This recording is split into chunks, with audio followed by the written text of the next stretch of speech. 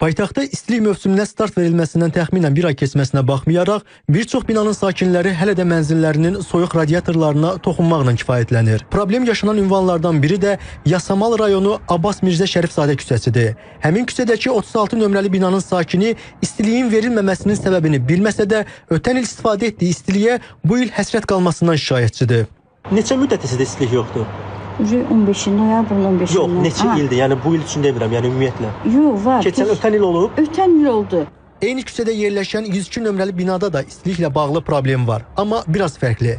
Belə ki, burada problem təkcə borcla bağlı deyil, həm də bəzi mənzillərdəki istilik sisteminin ümumiyyətlə olmaması ilə bağlıdır. Sakinlər 25 ildən çoxdur ki, binanın mərkəzləşdirilmiş istilik sistemindən məhrum olduqlarını bildirirlər.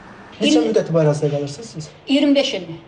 25 ildir. Və səbəb əvvəldən oluyor da burada istilik? Əvvəldən heç olmuyor. Olub, o vaxt olubdu, köynə atıb. Mən gələn vaxtda 25 il bundan qabaq bilmirəm, olub, yəni ondan bəri olmuyor. Canlar deyim, oradan kəsmə vaxtılar.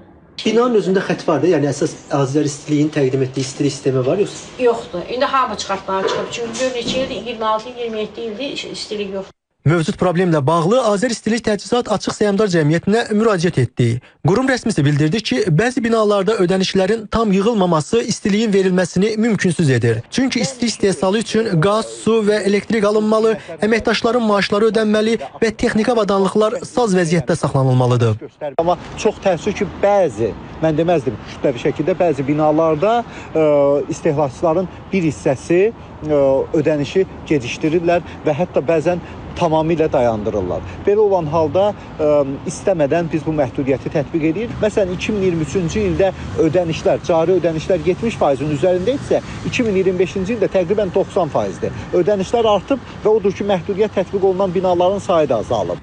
Bəs binalarında ümumiyyətlə istilik sistemi olmayan sakinlər nə etməlidir?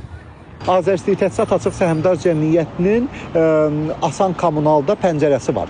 Ora vasitəsilə müraciət edirlər. Texniki şərt alınır ki, məsələn, istilik almaq istəyən filan binanın yaxınlığında qazanxana varmı? Qazanxananın gücü çatırmı? Və yaxud keçmişdə bu qazanxana balanslı olubmu? Məhəllə daxili xətlər varmı?